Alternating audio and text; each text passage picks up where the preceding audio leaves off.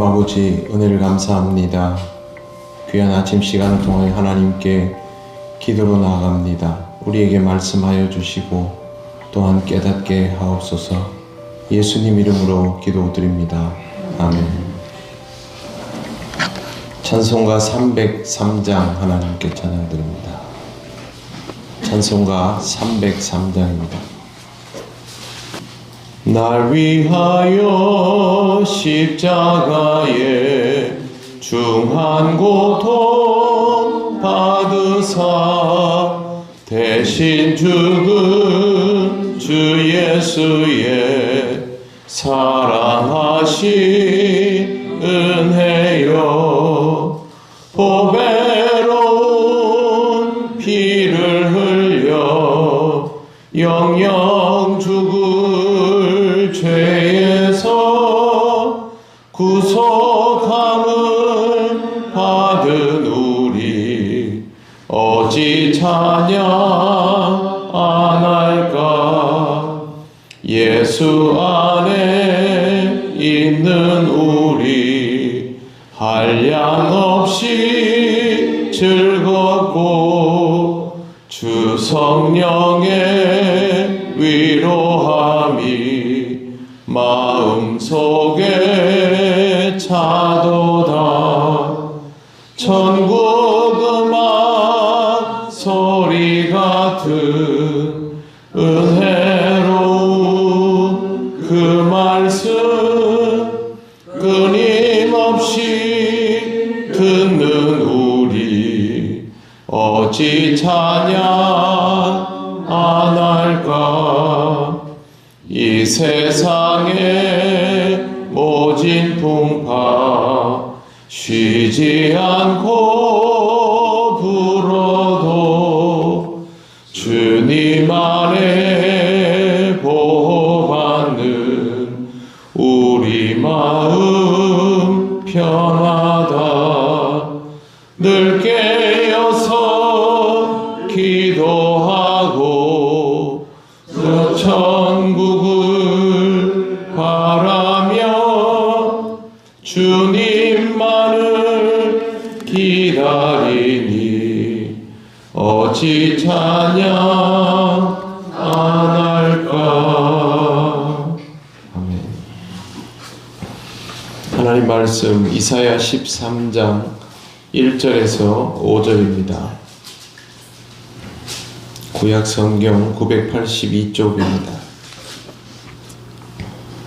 13장 1절부터 5절까지 한 절씩 교독하겠습니다. 아모스의 아들 이사야가 바벨론에 대하여 받은 경고라. 너희는 유산 위에 기술을 세우고 소리를 높여 그들을 부르며 손을 들어 그들을 존귀한 자의 문에 들어가게 하라. 내가 거룩하게 구별한 자들에게 명령하고 나의 위엄을 기뻐하는 용사들을 불러 나의 노여움을 전하게 하였느니라. 산에서 우리의 소리가 나며 많은 백성의 소리가 들리니 곧 열국 민족이 함께 모여 부르는 소리라. 만물의 여호와께서 싸움을 위하여 군대를 군대하시니라. 같이 읽겠습니다. 우리가 먼 나라에서 하늘 끝에서 왔으며 곧 여호와와 그의 진노의 병기라. 온 땅을 멸하려 함이로다. 아멘. 1절에 보시면 아모스의 아들 이사야가 바벨론에 대하여 받은 경고라 이렇게 되어 있습니다. 이제부터는 바벨론에 대한 경고입니다. 하나님의 역사는 아수르에게만 영향을 미치는 것이 아니라 그 뒤에 이어질 새로운 나라인 바벨론에도 영향을 미칩니다. 한 나라에, 큰 나라에 영향을 미친다라는 것은 이해할 수 있습니다. 그 시대를 주재하면 그럴 수 있죠. 그런데 다음 시대까지도 영향을 미친다라는 것은 하나님께서 일시적으로 영향을 미치는 존재가 아니라 모든 역사를 주관하시는 분이라는 반증입니다. 그래서 아수르나 바벨론이나 뒤에 나오는 바사에 이르기까지, 그리고 페르시아, 로마에 이르기까지 모두 똑같이 다 하나님의 영향 아래에 있다라는 것을 우리는 성경을 통하여 신구약을 통해서 확인할 수가 있습니다. 하나님이 어느 시대에나 영향을 미친다라는 것을 전제하고 신앙생활을 해야 하는 것이죠. 하나님은 유대인들에게 이것을 분명히 알려주셨지만 유대인들은 이 부분을 의식하지 못했습니다. 주변에 있는 강대국들이 너무 크고 감당할 수 없는 상대였기 때문입니다. 세상의 강한 나라들을 보면서 그 나라들의 힘을 느끼면서 하나님을 의식하지 못한다면 똑같은 전철을 밟을 수 있습니다. 세상에 있는 모든 나라는 하나님의 도구에 불과합니다. 누구도 주권자일 수 없습니다. 오직 하나님만 주권을 가지고 있습니다. 2절 보십시오. 너희는 민등산 위에 기치를 세우고 소리를 높여 그들을 부르며 손을 흔들어 그들을 존귀한 자의 문에 들어가게 하라. 민등산 위에 기치, 깃발, 군기를 세운다는 말은 사람들이 잘 보이는 곳에서 군기를 세운다는 뜻입니다. 평평한 땅에서 군기를 세우면 주변에 있는 사람들은 그 깃발을 볼 수 있지만 멀리 있는 사람들은 볼 수 없지 않습니까? 그런데 풀 한 폭이 없는 민둥산 위에 높이 서서 군기를 세우면 굉장히 멀리 있는 사람들도 그 깃발을 볼 수 있습니다. 뿐만 아니라 소리를 높여서 사람들을 부르고 손을 흔들어서 불러 모으면 훨씬 더 먼 거리에서 더 많은 사람들이 모일 수 있게 됩니다. 요즘 같은 방식은 아니지만 이 시대는 이렇게 하는 것이 가장 멀리서 사람을 부르는 방식이었습니다. 이렇게 해서 일일이 사인을 해서 사람들을 불러 모으고 그 다음에 그들을 존귀한 자의 문에 들어가게 한다라고 되어 있습니다. 여기서 존귀한 자는 누구냐 하면 바벨론을 뜻합니다. 이 세상에서 가장 존귀하다고 여겨지는 군대의 영지 혹은 그 성을 뜻합니다. 하나님을 뜻하는 말이 아닙니다. 사람들을 모아서 세상에서 가장 존귀하다고 여겨지는 사람들의 영지를 이제 들어가게 된다라는 뜻입니다. 어떤 사람들이 하나님이 불러 모은 사람들이 그렇게 들어간다라는 뜻이고 이거는 뭐 그냥 이렇게 행진하는 게 아니고요. 공격 신호입니다. 세상에서 존귀히 여김을 받는 거대한 국가의 군주와 권력자들 그들의 영지로 들어가는 것이 공격 신호, 그들을 징벌하기 위한 신호인 것이죠. 하나님이 아수르도 쳐서 없애지만 바벨론도 똑같은 방식으로 바벨론의 목을 조를 수 있기 때문에 이렇게 하신 것입니다. 3절에 보시면 내가 거룩하게 구별한 자들에게 명령하고 나의 위엄을 기뻐하는 용사들을 불러 나의 노여움을 전하게 하였느니라. 이제 이곳으로 들어가면 하나님은 하나님의 노여움을 전합니다. 하나님은 하나님의 방식대로 모든 것을 사용을 하십니다. 그래서 하나님이 필요할 때는 쓰시지만 그 필요했던 힘이 하나님께 불순종하면 이제는 또 진노의 대상이 되는 것입니다. 여기에 나오는 거룩하게 구별한 자들이라는 말도 오해하기 쉬운데요. 거룩한 사람들을 구별했다는 말이 아니라 거룩한 목적으로 쓰기 위하여 사람들을 구별했다는 뜻입니다. 이 구절은 여기 당장 나오진 않지만 17절 말씀에 보시면 메대 사람들이 나옵니다. 하나님이 메대 사람들을 그렇게 쓴 것이죠. 하나님의 목적은 거룩합니다.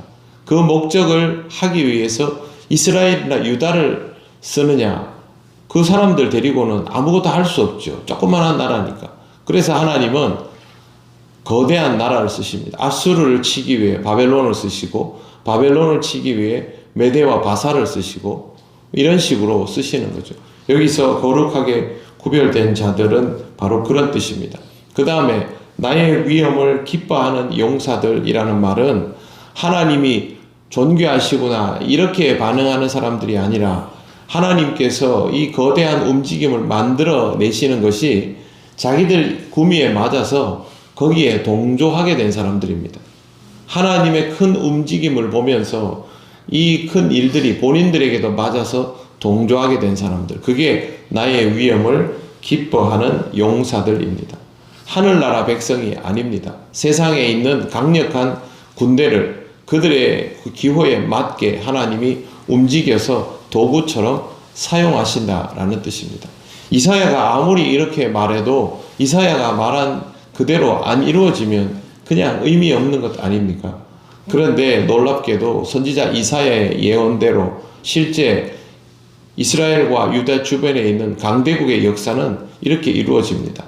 제가 왜 이 말씀을 드리냐 하면 이 땅에 거대한 나라가 세워져도 생각보다 이 나라가 오래 가지를 않습니다. 전부 다 짧은 역사를 가지고 있습니다. 영원할 것만 같았던 나라가 지극히 짧은 세월만을 구가한 것은 굉장히 인상적인 부분이죠. 하나님은 이 땅을 그렇게 사용하셨습니다. 그리고 이어지는 4절과 5절은 그렇게 하나님에 의하여 움직여진 그 사람들이 어떤 위력을 가지고 있는지, 얼마나 멀리에서 오는지를 말하고 있습니다.